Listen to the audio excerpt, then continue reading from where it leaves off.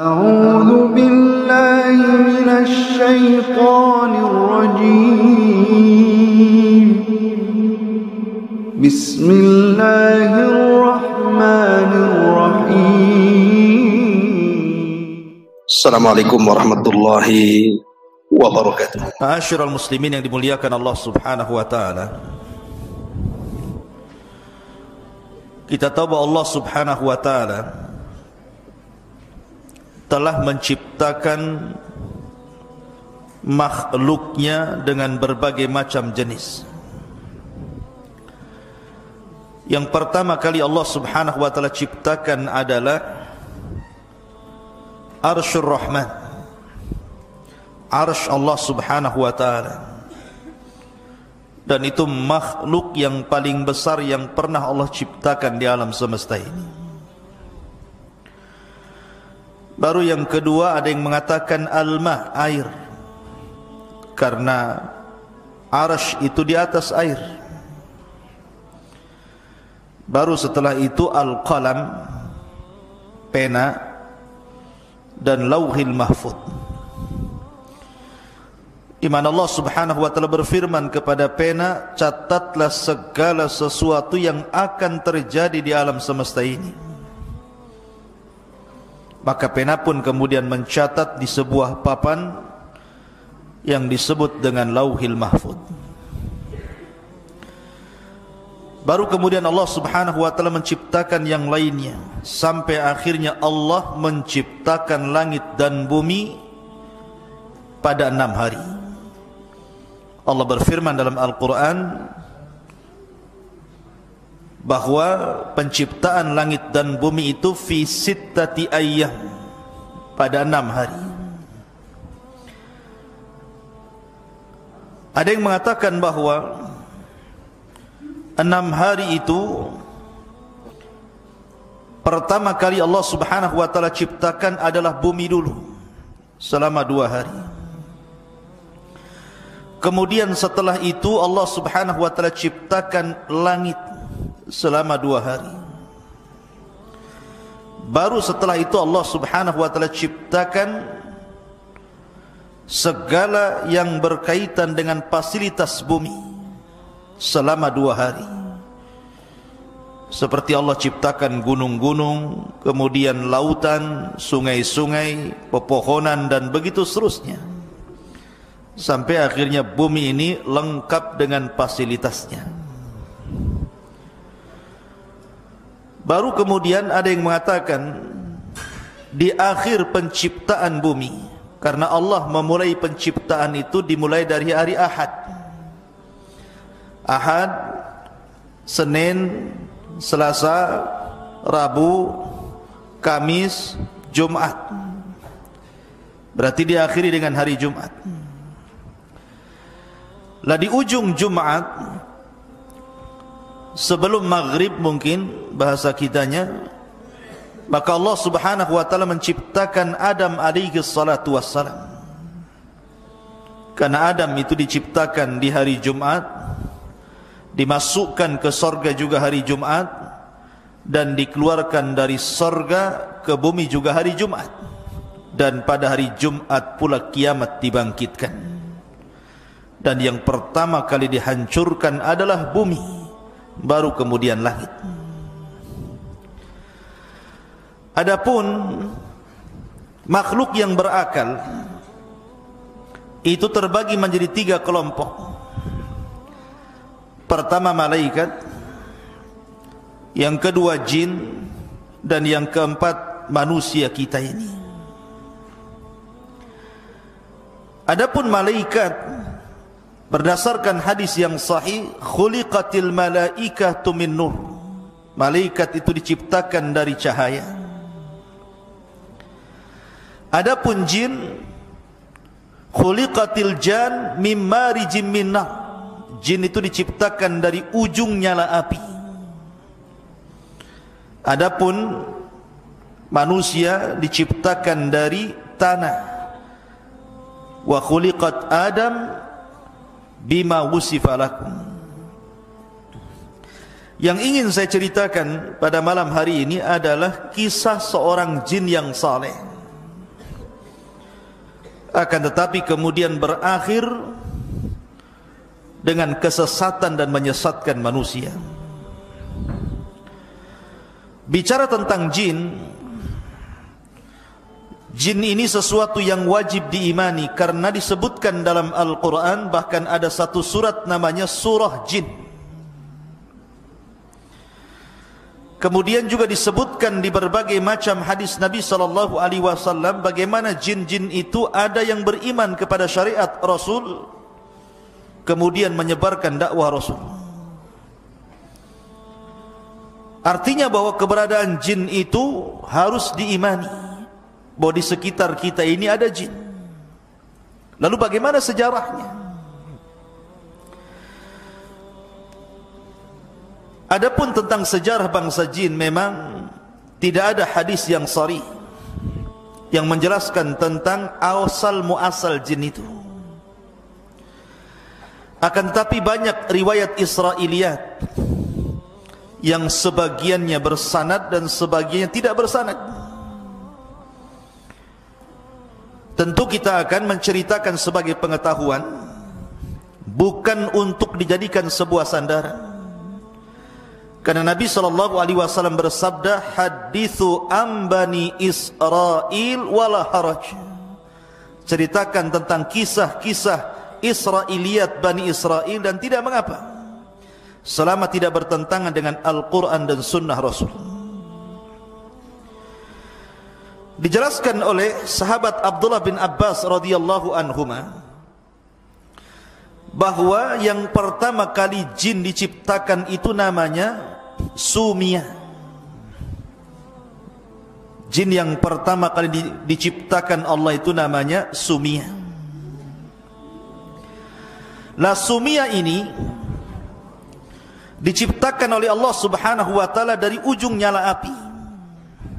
Dialah satu-satunya jin yang diciptakan dari nyala api. Sama dengan Adam, satu-satunya manusia yang diciptakan dari tanah, karena keturunannya tidak dari tanah. Adam itu ketika diciptakan, Allah Subhanahu wa taala sebagaimana diceritakan Imam Ibnu Katsir di dalam kitabnya Bidayah. Jadi Allah Subhanahu wa taala memerintahkan malaikat Jibril untuk mengambil tanah di bumi. Turunlah Jibril dari langit ke bumi, tapi bumi menolaknya. Bumi tidak mau ada satu tanah pun yang berkurang dari tempatnya. Maka Jibril pun naik kembali dan mengatakan kepada Allah bahwa bumi menolak. Kemudian Allah Subhanahu wa taala mengutus Mikail, juga bumi menolaknya. Sampai akhirnya Allah mengutus Malakul Maut. Kemudian bumi menolaknya, tapi Malakul Maut tidak mau kembali tanpa mengambil tanah yang diperintahkan Allah. Maka akhirnya Malakul Maut mengambil dari berbagai macam bentuk tanah yang ada di bumi. Ada yang berwarna hitam, ada yang berwarna putih, ada yang berwarna merah, macam-macam warna. Ada tanah yang keras, ada tanah yang liat, ada tanah yang mudah, ada yang tanah yang susah. Sehingga penciptaan dari berbagai macam bentuk tanah dan sifat-sifat tanah itulah yang membentuk karakter manusia. Makanya ada manusia itu kulitnya hitam. Mana yang kulitnya hitam? Ah, itu dari tanah hitam tuh. Ya. Ada tanah, ada orang yang berkulit putih, mungkin dari tanah yang putih. Ada yang berkulit merah, mungkin juga dari tanah merah. Ada yang belang-belang, mungkin campuran. Ya. Kemudian juga sifat-sifatnya berbeda. Ada yang mungkin keras kepala, ada pemaaf, ada yang kadang keras, kadang pemaaf. Itu sesuai dengan karakter tanah itu. Baru kemudian tanah itu diangkat ke langit, baru dibentuk Adam alaihi salatu wassalam. Jadi satu-satunya manusia yang dibentuk dengan tanah itu hanya Adam saja. Asal penciptaan manusia dari tanah. Sama dengan jin. Bahwa jin itu yang diciptakan dari ujung nyala api itu hanya Sumia namanya. Itulah Abu Al-Jin namanya, bapaknya jin namanya Sumia. Lah Sumia ini diciptakan oleh Allah Subhanahu wa taala 2000 tahun sebelum Adam diciptakan. Bi alfai amin qabla khalqi Adam. 2000 tahun sebelum diciptakan Adam, maka Sumia ini diciptakan. Lah ketika itu, setelah Allah menciptakan Sumia, bapaknya jin ini, maka Allah Subhanahu wa taala berfirman kepada Sumia, tamanna, berangan-anganlah engkau, mintalah sesuatu kepadaku. Maka kata Sumia, bapak jin ini mengatakan, atamanna an nara wa la nura wa an naghiba fi thara wa an yasira kahlana syababan. Kata beliau, kata bapaknya jin ini, kami hanya mengharap kepadamu ya Rabb, agar kami bisa melihat dan tidak bisa dilihat. Makanya jin itu bisa melihat kita, tapi kita tidak bisa melihat jin.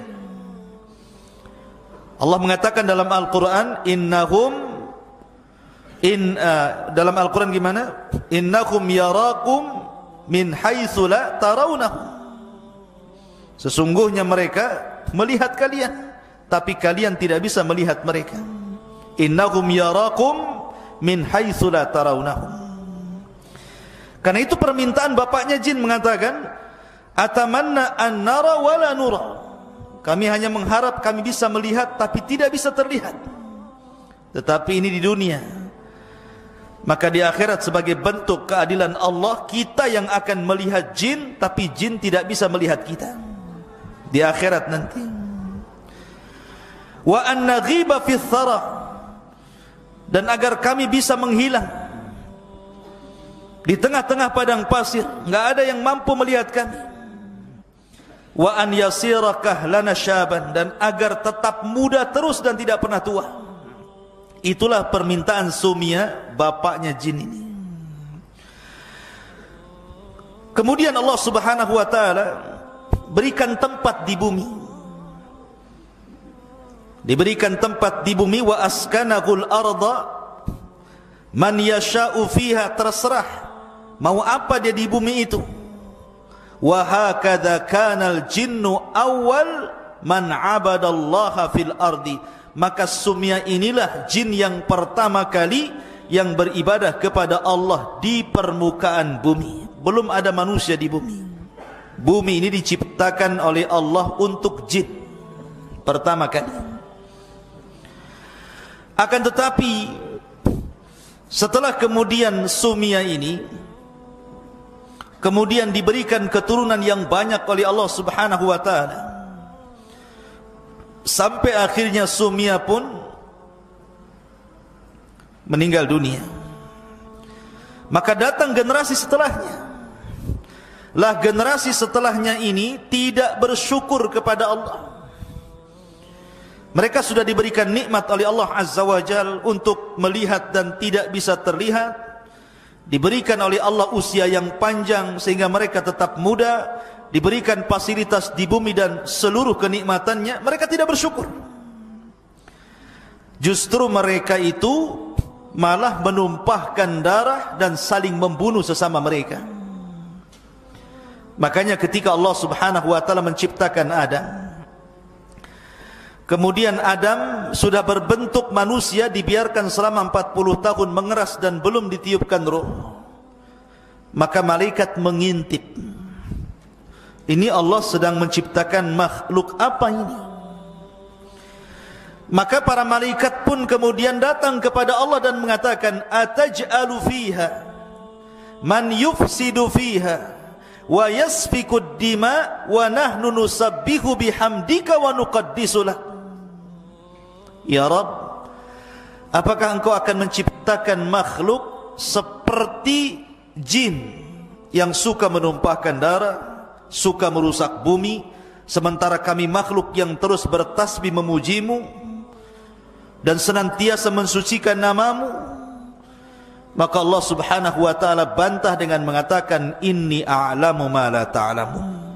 Aku lebih tahu tentang ciptaanku daripada kalian, kata Allah. Buktinya dari Adam lahir para nabi yang kedudukannya jauh lebih mulia dibandingkan para malaikat. Lah ketika malaikat mengatakan, apakah engkau akan menciptakan makhluk seperti orang yang sebelumnya, maksudnya jin yang sudah menumpahkan darah, merusak bumi? Karena memang jin itu tabiatnya merusak bumi, menumpahkan darah.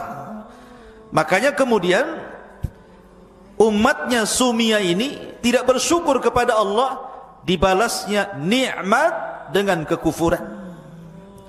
Maka dari situlah akhirnya terjadi peperangan antara malaikat dan juga bangsa jin. Tetapi riwayat peperangan antara malaikat dan bangsa jin ini tidak benar. Bagaimana mungkin malaikat berperang dengan jin? Kalau malaikat ingin berperang dengan jin, satu malaikat saja bisa mengalahkan semua manusia dan jin. Malaikat apa? Malaikat maut. Semua bisa dicabut nyawanya sama dia. Ya. Ngapain pula berperang-perang kan gitu ya. Tapi ini cerita Israiliyat, hanya cerita saja. Di situ dicantumkan bahwa malaikat perang bersama melawan jin. Akhirnya jin ditangkepi, ya, sebagiannya kemudian dilempar ke juzur, ke daerah-daerah yang dipenjara di hutan-hutan, di lautan-lautan, dipenjara oleh malaikat. Lah dari situ dalam cerita Israiliyat itu, dalam satu kisah, setelah kemudian para malaikat mentertibkan bangsa jin dan sebagiannya dipenjarakan di hutan-hutan belantara, maka ada anak jin yang masih kecil itu dibawa naik oleh malaikat, kemudian hidup di langit.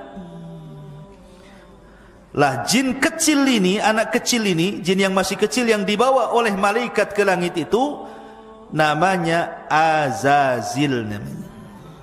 Ya. Azazil inilah yang kemudian dibawa ke langit, dididik oleh malaikat sampai dia besar. Akhirnya dia beribadah kepada Allah, puasa, solat, zikir, macam-macam. Dan Allah Subhanahu wa taala kuasakan kepada Azazil untuk menjadi penguasa langit dunia.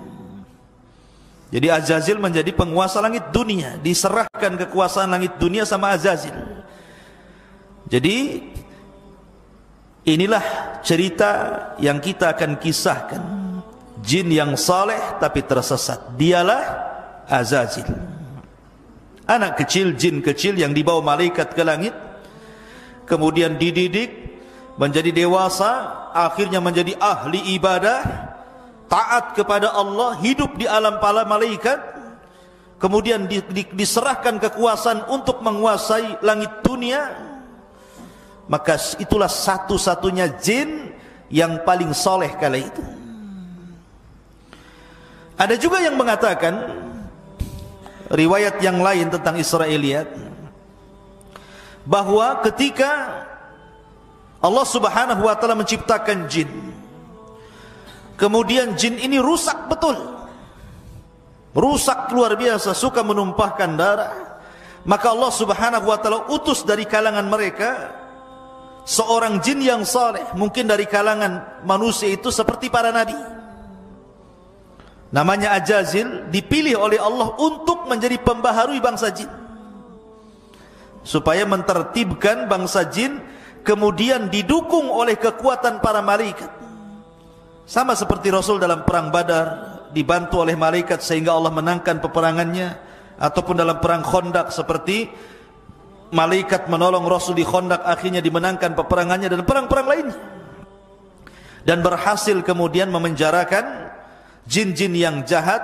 Dari sebab kegemilangan keberhasilan Azazil mentertibkan bangsa jin, sebagai bentuk kebaikannya Allah angkat Azazil dari bumi ke alam malaikat, bahkan menjadi khazanatul jannah, menjadi bendaharawan sorga yang memelihara sorga. Itu kisah Israiliyat sekali lagi ya. Seperti itu kisahnya. Lah, setelah kemudian Ajazil ini berada di alam malaikat, hidup bersama para malaikat, beribadah layaknya malaikat. Makanya kemudian ada khilaf di antara ulama. Ajazil ini sendiri nama Israiliyah, tidak ada dalam Quran Sunnah. Tapi itulah jin yang paling soleh ketika itu. Sehingga para ulama mengatakan, apakah Ajazil ini, jin iblis ini, bagian daripada malaikat ataukah dia bagian daripada jin? Maka karena hidup di malaikat, di alam malaikat masalahnya. Tetapi ulama menguatkan bahwa Ajazil itu bukan malaikat, tetapi jin. Berdasarkan Al-Quran, Allah mengatakan, kana minal jinni fafasaqa an amri rabbi. Ajazil itu bagian daripada jin yang berbuat fasik kepada perintah Allah. Singkat cerita bahwa Ajazil hidup dengan para malaikat, beribadah layaknya malaikat, menjadi jin yang paling soleh. Sampai pada waktunya Allah subhanahu wa ta'ala ingin menciptakan makhluk yang berbeda, bukan malaikat, bukan juga jin, manusia. Maka Allah subhanahu wa ta'ala menciptakan manusia, kemudian disebut Adam. Kenapa Adam? Karena diciptakan dari adim. Adim itu tanah yang ada di bumi, maka makhluk itu disebut Adam alaihi salatu wassalam. Lah ketika Allah subhanahu wa ta'ala menciptakan Adam itu, Allah beri 4 kelebihan. Kenapa? Menghindari supaya jin jangan sombong, Ajazil itu jangan sampai sombong. Kelebihan pertama, Adam itu diciptakan oleh kedua tangan Allah. Khalaqtu biyadai, aku ciptakan Adam dengan tanganku. Yang kedua, wa nafakhtu min ruhi, yang meniupkan ruh ke jasad Adam Allah sendiri, bukan malaikat yang diutus untuk meniupkan ruh.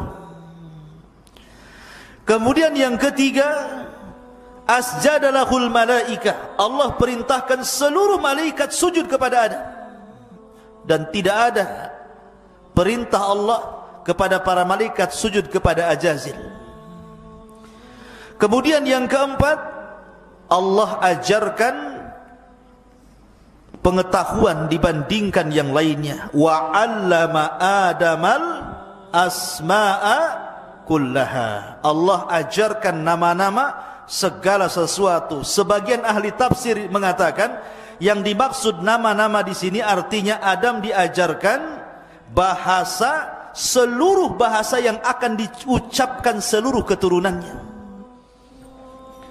Di kita saja ada bahasa Padang. Kalau Adam hidup hari ini kemudian ke Padang, maka dia akan bahasa Padang. Ya, seperti itu. Ada bahasa Madura. Kalau Adam hidup hari ini kemudian ke Madura, dia akan pakai bahasa Madura.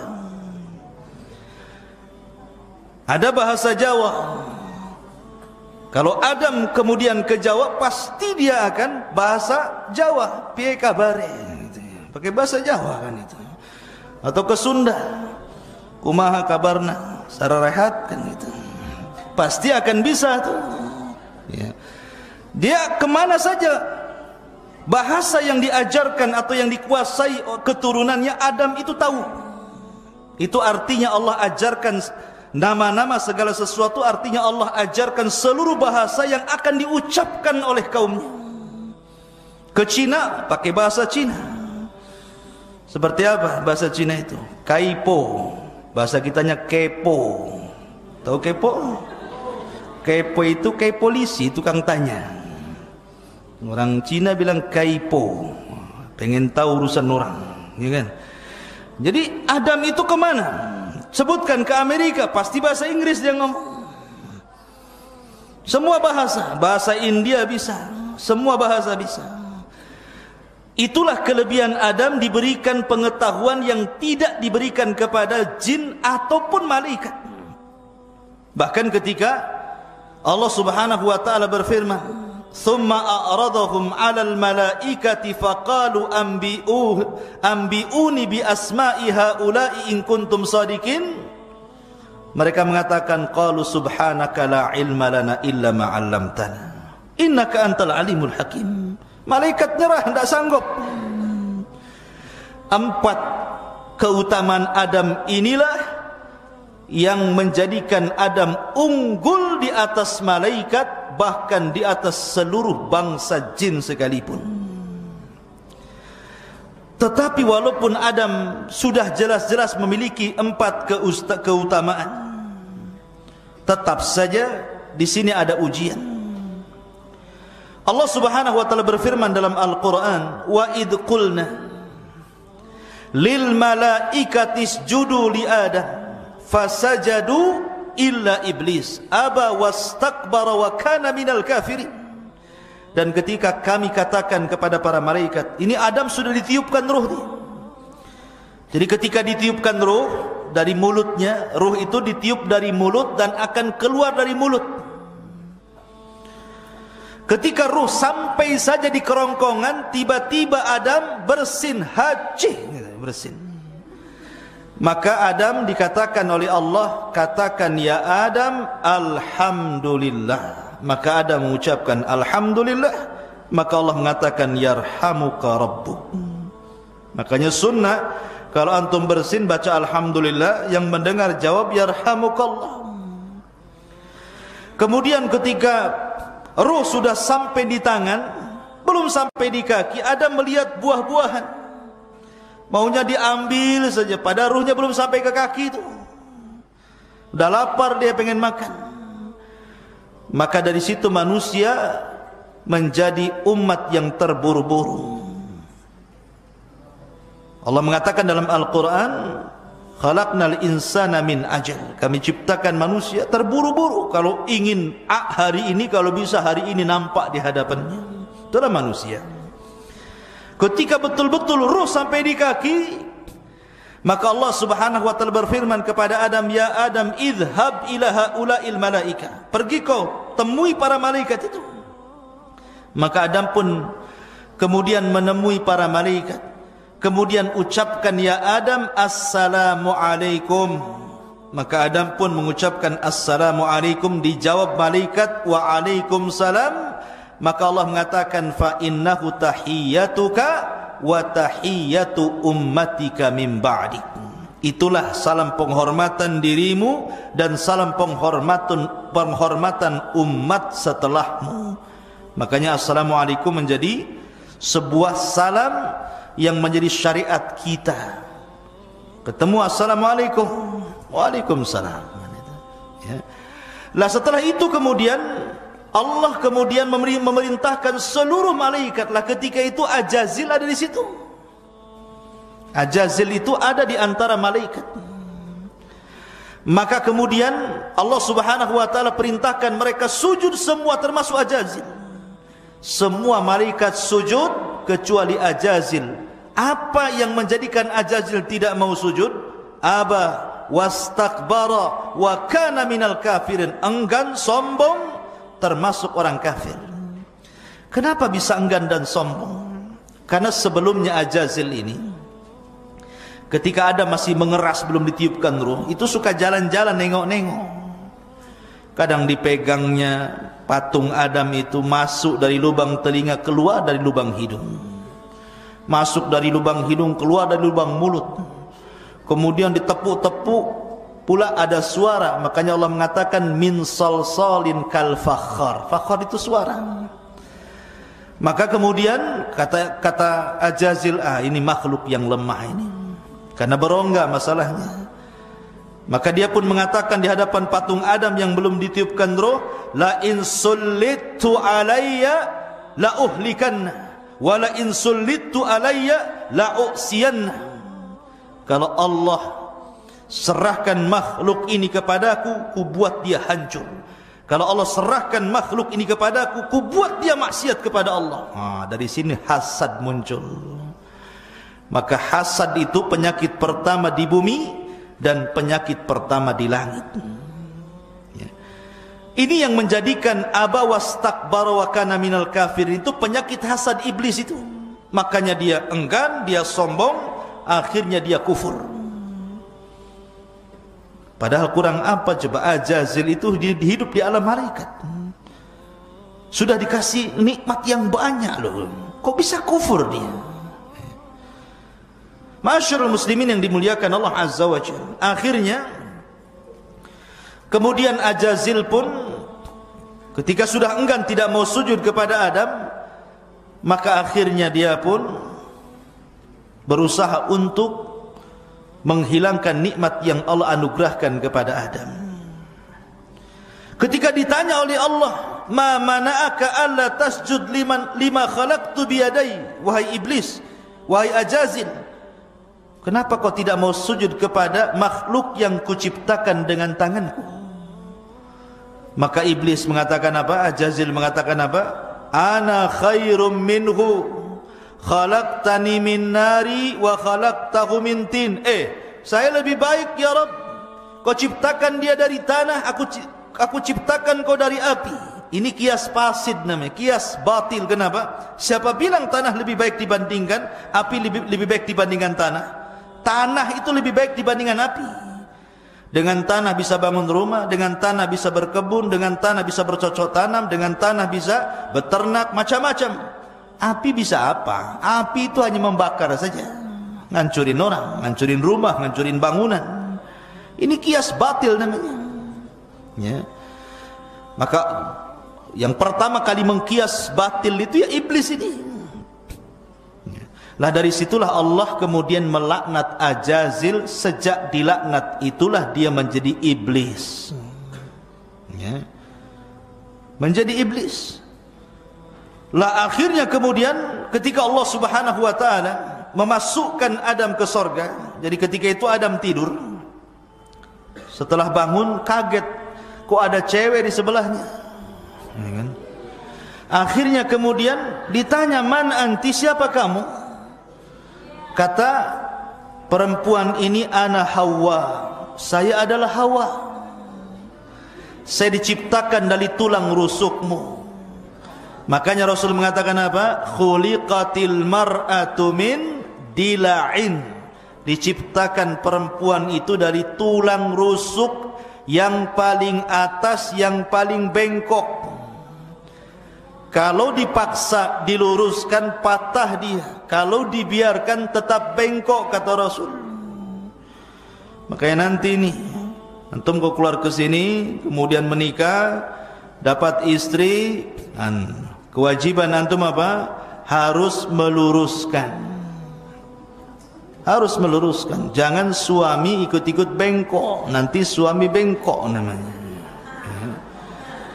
Jadi ketika di sampingnya ada Hawa ini, maka Allah berfirman kepada Adam dan Hawa, "Uskun anta wa zaujukal jannah." Kalau gitu masuk kau ke dalam surga. Masuk kau ke dalam surga. Nikmati apa yang ada di surga itu. Di surga itu nikmat yang luar biasa. Mala ainun ra'at, kenikmatan tidak bisa dilihat mata. Wala udhunun sami'at, kenikmatan tidak bisa didengar telinga. Wala khatara ala qalbi bashar, kenikmatan yang terlintas dalam pikiran pun tidak bisa. Saking nikmatnya. Kurang apa nikmat surga itu? Allah uji Adam, kau boleh makan buah-buahan di situ, kau boleh minum dari berbagai macam jenis minuman di situ, tapi tolong wala taqraba hadhihi syajarah, jangan dekat satu pohon ini. Itu saja. Ribuan pohon kau ambil buahnya, tapi yang satu pohon ini jangan kau dekat-dekat. Iblis tahu kelemahannya. Ketika itu iblis berada di luar sorga, sudah tidak bisa lagi masuk ke sorga, karena sudah dikeluarkan dari sorga. Kemudian Allah buat jaga sorga dengan para malaikat. Iblis tidak bisa masuk. Rupanya Allah takdirkan ada binatang berbentuk ular yang boleh keluar masuk sorga dan tidak dihalau malaikat. Dari sini maka akhirnya iblis pun bekerja sama dengan ular itu untuk masuk ke dalam sorga. Ular ini pula kemudian terpengaruh dengan iblis tadi, akhirnya iblis sembunyi di rongga ular, masuklah berhasil ke dalam surga. Makanya ketika nanti iblis turun ke dunia, kemudian membuat istana di tengah lautan, maka dijaga oleh ular-ular di situ. Berdasarkan beberapa riwayat. Ya. Maka akhirnya setelah masuk ke dalam surga, Allah tahu, tidak mungkin Allah tidak tahu. Kenapa Allah tidak cegah? Karena Allah itu idza arada syai'an ahya asbabah. Kalau menghendaki sesuatu, pasti akan dihidupkan sebabnya. Karena Adam itu akan diciptakan oleh Allah menjadi khalifah fil ardi, kan itu. Inni ja'ilun fil ardi khalifah. Berarti Adam itu bukan hidup di sorga, tapi di bumi. Tapi bagaimana caranya Adam ke bumi? Disinilah maka dibiarkanlah ular itu masuk. Sesampainya kemudian di dalam sorga, akhirnya iblis ini berkongsi dengan ular. Mungkin bahasa kitanya, hei lar, gitu ya. Ular, kau kasih was-was lah si Hawa tuh, biar aku yang hadapi Adam, katanya. Akhirnya kongsilah dua makhluk yang jahat ini. Ular memberi was-was kepada Hawa, kemudian iblis datang kepada Adam. Fawaswasa lahumas syaitan. Maka syaitan pun, iblis pun memberikan was-was kepada Hawa. Kemudian iblis datang kepada Adam, was-was tidak bisa. Akhirnya membuat cara lain. Dengan apa? Cara sumpah dusta. Wa qasamahuma inni lakuma laminan nasihin. Maka si iblis dan ular bersumpah kepada Adam dan Hawa bahwa mereka adalah orang yang ahli nasihat. Surga itu alam malaikat, ikhwan. Tidak mungkin ada orang bersumpah untuk sebuah kedustaan. Karena belum pernah terjadi orang bersumpah untuk kedustaan, apalagi di langit, di alam malaikat, di surga lagi. Gak mungkin. Akhirnya kemudian Adam percaya saja. Ketika iblis mengatakan, ya Adam, demi Allah, sebenarnya Allah larang dekat-dekat pohon itu karena dua perkara. Antakuna malakaini au takuna minal khalidin. Agar Allah tidak jadikan kau malaikat atau kau jadi kekal di surga. Makanya Allah larang kau dekat-dekat, katanya. Karena melihat, tidak mungkin dia bersumpah kok dusta, gitu ya. Dari sinilah Adam terpengaruh dengan sumpah iblis. Didekati pohon itu, dimakanlah buah larangan itu. Tiba-tiba apa yang terjadi? Allah buat lepas seluruh pakaian ahli sorga dari badan Adam dan Hawa. Kedua auratnya tampak. Maka Adam malu, Adam lari, bersembunyi di pohon-pohon. Hawa malu, kemudian lari di pohon-pohon. Tapi Allah mengatakan, mau kemana hendak kau pergi wahai Adam? Kau mau sembunyi di mana? Maka Adam hanya mengatakan, tidak ya Rabb, aku tidak bersembunyi. Fa inni astahyaituka ya Rabb, aku hanya malu kepadamu. Dari kejadian inilah Allah berfirman, ihbitu minha jami'a, keluar kalian. Hei Adam, hei Hawa, hei iblis, hei ular, keluar kamu dari surga ini. Maka akhirnya mereka diletakkan di bumi. Ada yang mengatakan iblis diturunkan di Basra, kemudian ular diturunkan di Asbahan, kemudian Adam diturunkan di Urdun, di India sana, kemudian Hawa diturunkan di Mekah, dipencar-pencar itu. Akhirnya bertahun-tahun Hawa mencari Adam, Adam mencari Hawa. Berjumpalah di sebuah bukit yang kemudian hari ini disebut Arafah. Namanya Jabal Arafah. Nagoya bukan. Tapi di sana, ya, di Mekah. Bukan Jabal Arafah Nagoya. Jabal Arafah yang ada di Mekah. Berjumpalah Adam dengan Hawa di Arafah. Maka disebut Arafah. Anak muda bahasanya ta'aruf, kenalan gitu. Arafah. Ya. Maka dari situlah Adam melihat Hawa, Hawa melihat Adam. Berbahagialah keduanya dipertemukan. Maka sepakat keduanya bertobat kepada Allah.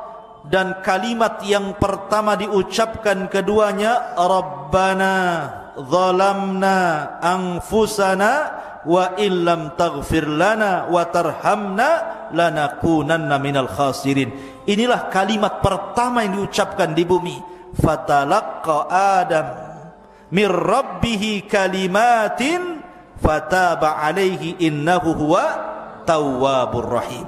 Ini kalimat yang diajarkan pertama kali adalah kalimat Rabbana, ya Rabb kami, zalamna anfusana, diri kami telah mendolimi diri kami ya Rabb, fa illam taghfir lana, kalau engkau tidak mengampuni dosa kami, lanakunanna minal khasirin, tentu kami menjadi hamba yang rugi.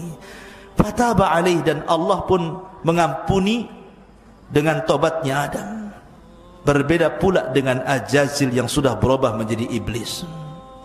Bukannya bertobat kepada Allah, malah dia pula kemudian bersumpah, wa bi'izzatika la ughwiyannahum ajmain, ya Rabb, karena kemuliaan. Dalam ayat yang lain, fabima aghwaitani, karena engkau sudah membuat aku sesat. Celaka nih kata-kata iblis. Dia yang mau sesat, kenapa pula Allah yang membuat dia sesat? Dia mengatakan fabima aghwaitani. Gila si iblis ini. Fabima aghwaitani, karena engkau sudah menyesatkan aku. Seolah-olah yang menyesatkan, yang dia mau sendiri sesat gitu ya. La ubiyannahum ajmain, saya akan sesatkan semua turunan si Adam itu. Akhirnya dari sinilah genderang perang terjadi, dimulai antara kubu Adam dan kubu iblis CS. Akhirnya kemudian setelah Adam alaihi salatu wassalam, karena memang dia pernah hidup di sorga, diajarkan segala sesuatu pengetahuan, maka akhirnya Adam pun diberikan pengetahuan untuk bercocok tanam. Mulai dari bercocok tanam, karena bumi itu dulu gersang, mulai dicocok tanam, banyak tumbuhan di mana-mana ya. Kemudian iblis pun mulai menggoda Adam, tapi Adam tidak bisa tergoda. Hawa tidak bisa tergoda, karena duanya sudah bertobat, tidak mau lagi bermaksiat kepada Allah. Karena tidak bisa menggoda Adam, tidak bisa menggoda istrinya, akhirnya iblis menunggu-nunggu keturunannya. Ketika Hawa melahirkan 20 kali, sekali melahirkan selalu kembar, perempuan laki-laki. Maka Adam punya anak sebanyak 40, 20 laki-laki, 20 perempuan. Coba 20 kali melahirkan nasi kembar saja, satu kampung ya. Akhirnya kemudian yang paling besar namanya Qabil, ada juga adiknya Habil. Setelah kemudian keduanya dewasa, Allah berikan syariat supaya menikah, supaya memperbanyak keturunan, tapi dengan cara silang. Kembaran Habil menikah dengan Qabil, kembaran Qabil menikah dengan Habil. Rupanya iblis ada kesempatan, ini kesempatanku untuk menggoda turunan Adam. Datanglah dia kepada Qabil. Bil, kau tengok tuh kembaran si Habil tuh, cantik gak? Kau tengok kembaranmu sendiri, cantik tak? Iya, cantik kembaranku, nampaknya dia kurang cantik. Mulai dikasih was-was di situ. Dari sini dia tolak dan mengatakan kepada ayahnya, wahai ayahanda, aku tidak mau menikah dengan kembaran si Habil itu. Saya mau menikah dengan kembaran saya sendiri. Adam itu bukan ayah diktator. Dia berdoa lagi kepada Allah Azza wa Jalla, bagaimana cara menyelesaikan pertikaian saudaranya ini. Dari sini Allah syariatkan apa? Disyariatkan untuk berkurban. Allah mengatakan, watslu alaihim naba abnai Adam bil haq idh qarraba qurbanan fatuqabbala min ahadihima wa lam yutaqabbal min al-akhar qala la aqtulannak qala innama yataqabbalu Allahu minal muttaqin. Katakan ya Muhammad, ceritakan tentang dua kisah anak Adam yang keduanya berkurban untuk mencari pasangan. Allah terima yang satu dan Allah tolak yang lain. Yang ditolak ngamuk dan mengatakan saya akan bunuh kamu. Yang diterima mengatakan Allah hanya menerima kurban orang yang bertakwa. Sepakat ahli tafsir bahwa ayat ini bicara tentang Qabil dan Habil. Maka ketika kurbannya ditolak, setan datang lagi dan mengatakan, Bil, itu rekayasa ayahmu saja tuh, udah ngotot saja. Akhirnya kemudian diberikan was-was ke telinga Qabil untuk menyelesaikan masalah, kau bunuh saja abangmu tuh. Masuklah was-was lagi untuk membunuh abangnya. Terang-terangan dia ngomong di hadapan abangnya dan mengatakan, la aqtulannak, saya akan bunuh kamu. Tetapi karena Habil ini sifatnya mirip dengan Adam, bahkan kalau seandainya Habil hidup tentu dia akan jadi nabi setelah Adam, dia mengatakan, la imbasatta yadaka litaqtulani ma ana bibasiti yadiya ilaika liaqtulak inni akhafullah. Kalau kau memang hendak membunuhku, bunuh saja, tapi aku tidak akan membunuhmu, aku takut kepada Allah. Rupanya ini bukan gertak sambal nih, bukan gertak sambal balado ya. Ini betul-betul gertak sambalnya ini. Ketika suatu ketika Habil tidak pulang-pulang, Adam pun mengatakan, Qabil, di mana abangmu? Tolong cari. Kok tidak pulang, sudah sore ini? Maka Qabil pun mencari Habil. Rupanya dilihatnya abangnya sedang tertidur. Iblis datang lagi membisikkan, Bil, lihat abangmu sedang tidur, ambil batu, benturkan kepalanya dengan batu itu, biar dia mati gitu. Akhirnya betul, diambilnya batu. Pengecut Qabil ini, coba kalau bergulat, kalah dia, karena Habil itu kekar badannya, kuat. Tapi sekuat-kuatnya orang kalau lagi tidur digempur kepalanya, mati juga kan itu. Akhirnya pas nengok dia lagi tidur, ambil batu, betul-betul dibenturkan kepalanya, matilah. Akhirnya sudah mati, bingung nih, gimana nih, karena belum pernah terjadi pembunuhan kecuali itu, dan belum ada syariat fardu kifayah, sehingga bingung nih si Qabil ini, mau diapakan jasad ini? Disembunyikan. Ada yang mengatakan bertahun-tahun, tapi jasad itu tidak habis dimakan tanah, sampai ketika Qabil ini melihat burung gagak yang berkelahi dengan saudaranya, kemudian meninggal salah satu gagaknya. Tiba-tiba gagak yang masih hidup mencungkil-cungkil tanah, tiba-tiba menguburkan. Dari situlah kemudian Qabil pun mengatakan, kenapa aku kalah dengan burung itu? Dari situlah kemudian dia kuburkan abangnya Habil. Sampai Adam mengetahui, sedihlah Adam.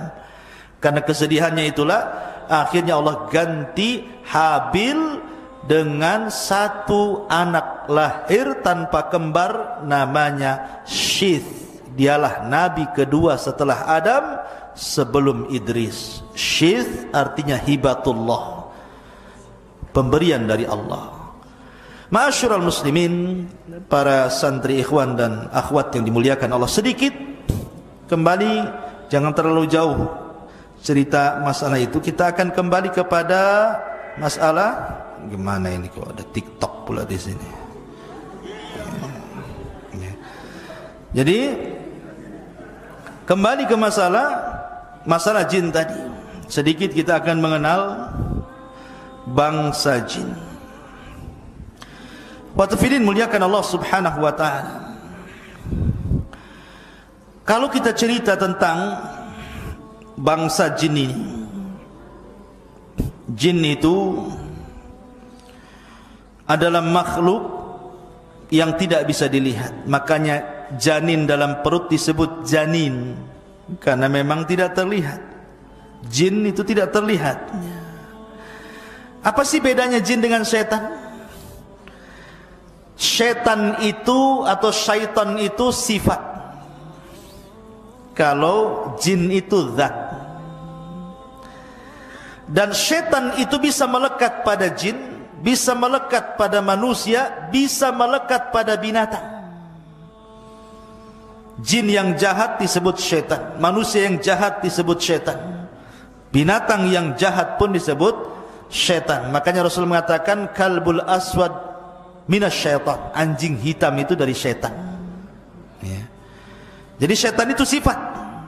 Ya. Dan tadi sudah saya katakan bahwa kalau cerita asal penciptaan jin ya dari api, tetapi anak turunannya tidak sebagaimana Sumia tadi, ya sama dengan manusia, tidak dari tanah anak turunannya. Lah kenapa Allah ciptakan jin? Pertanyaannya, Allah berfirman dalam Al-Quran jawabannya, wa ma khalaqtul jinna wal insa illa liya'budun. Tidaklah kami ciptakan jin dan manusia kecuali disuruh untuk beribadah. Jadi manusia, jin, malaikat semua beribadah kepada Allah. Semua beribadah. Tetapi ada yang beribadah, ada yang tidak. Beda dengan malaikat beribadah semuanya karena tidak punya nafsu. Tapi manusia dan jin itu diberikan nafsu. Tapi dua-duanya makhluk mukallaf yang diperintahkan untuk beribadah kepada Allah. Dan jin ini punya kemampuan melebihi kemampuan manusia di satu sisi. Seperti jin ini bisa memindahkan istana. Ingat ketika Nabi Sulaiman mendengar ada kerajaan dipimpin Ratu Balqis, dan Sulaiman ingin memindahkan kerajaan itu ke negerinya dari Yaman ke Palestina. Apa yang dikatakan Ifrit itu bawahannya iblis. Dia mengatakan, Sulaiman, aku akan pindahkan istana itu sebelum kau berdiri dari tempat dudukmu, qabla an taquma min maqamik. Ya, ini kemampuan jin bisa memindahkan istana. Kalau hanya nyolong uang di celengan lebih mudah bagi jin. Ya, kalau antum hilang uang di lemari berarti ada jin yang ngambil. Jin dari manusia. Ya. Jadi jin itu bisa ngambil dari memindahkan barang. Nah, itu jin. Ya. Maka antum jangan jadi jin suka mindah-mindahin uang dari lemari kawannya. Ya kalau dipindahin, kalau diambil kan masalah. Lebih jin dibandingkan jin jadinya. Ya. Jadi dia memiliki kekuatan luar biasa. Kemudian juga bisa tasyakul. Tasyakul itu bisa beralih rupa. Jin itu bisa menjadi manusia. Makanya ada cerita di kampung-kampung saya itu dulu pernah dapat cerita di kampung saya di Majalengka sana. Ada preman, ketua preman, lomba minuman keras campur spertus. Antum tahu spertus? Ya. Minuman keras campur spertus. Kemudian dicampur pil BK. Antum tahu pil BK? Pil untuk anjing gila tuh. Jadi tua dicampur spertus, dicampur pil BK. Diminum, anjing saja mati apalagi orang. Ya. Mati nih preman ini. Rupanya kawan-kawan premannya selama seminggu tidak ada yang berani keluar rumah. Rupanya preman takut hantu. Kemudian cerita-cerita katanya kepala premannya hidup lagi. Di mana tuh? Tuh sering nongkrong di jembatan. Berarti bukan si tampan jembatan itu ya. Di situ. Lah sekarang pertanyaannya, mungkinkah orang yang sudah mati hidup lagi? Kita katakan tidak mungkin, mustahil. Tetapi pertanyaan, siapa yang nongkrong di jembatan itu? Maka sebagian para ulama, boleh jadi itu jin korin namanya. Setiap manusia itu ada korin. Ada korin dari malaikat, ada korin dari jin. Lah jin korin itulah yang terkadang tasyakul orang yang sudah mati, karena dia kawan orang ini sebelum matinya, jadi dia bisa tasyakul persis wajahnya seperti dia untuk menakut-nakuti manusia. Jadi jin itu bisa tasyakul, bisa berbentuk anjing, terkadang tasyakul seperti anjing hitam, terkadang juga berbentuk seperti kucing hitam, terkadang seperti gagak, terkadang seperti keledai, terkadang seperti kuda, macam-macam. Ya, karena Rasul mengatakan anjing hitam dari setan, bukan berarti semua anjing hitam setan, bukan. Terkadang keumuman jin itu suka dengan anjing hitam, maka kalau berbentuk anjing hitam, nah, bisa saja itu jelmaan jin atau ya anjing kan gitu. Intinya bahwa Jin itu bisa tasyakul seperti itu. Makanya kalau ada ular di rumah, atau umpamanya ada ular masuk pesantren antumnya, itu jangan langsung dibunuh. Ada cerita di zaman Rasul. Ketika perang Khandaq,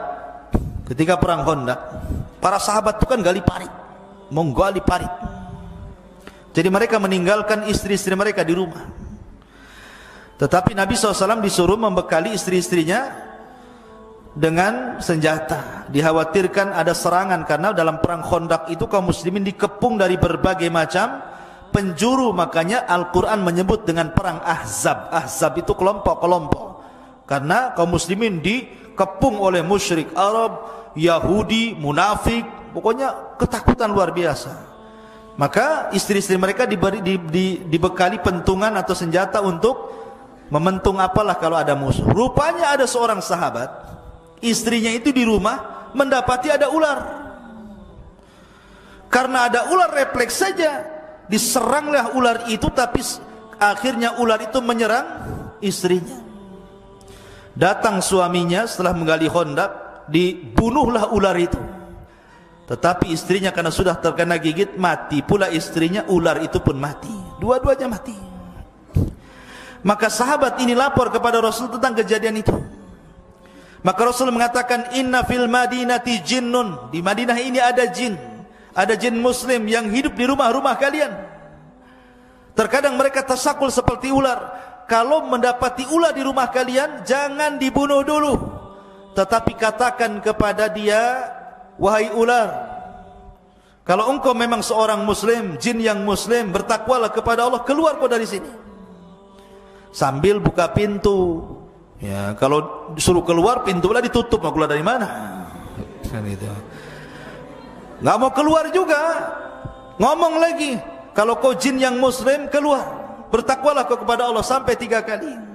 Kalau ular itu nyumpet aja di pojok, sudah dibilang berkali-kali, diajak ngomong pun tak mau, maka berarti bukan jelmaan jin, memang ular beneran. Kalau seperti itu kata Rasul, boleh menghalau atau membunuhnya, tetapi setelah mengucapkan 3 kali ta'awud, a'udzubillahi minasyaitonir rajim, a'udzubillahi minasyaitonir rajim, a'udzubillahi minasyaitonir rajim, baru antum boleh bunuh dia. Jadi sebelumnya dihalau dulu. Ya. Karena bisa jadi itu adalah jin muslim. Kalau jin muslim saudara kita dari kalangan jin, kita tidak boleh mengganggu mereka sebagaimana mereka tidak boleh mengganggu kita. Ya. Maka kehidupan jin bisa tasyakul dia. Dan jin juga sama dengan manusia, mereka makan. Bahkan terkadang makan pula sama antum. Karena kalau antum ketika makan tidak baca basmalah, berarti hakikatnya antum sedang makan sama setan di samping antum. Cuman nggak nampak saja. Kalau nampak antum pergilah kan. Oh, ada setan. Malah dikasih, ambil aja kan begitu ya. Ketakutan kan. Tidak kelihatan dia sedang makan dengan kita. Akhirnya nggak berkah yang kita makan. Makanya kalau makan baca basmalah. Kalau pakai pakaian baju pakai basmalah, supaya ketika terbuka auratnya jin tidak bisa melihat kita.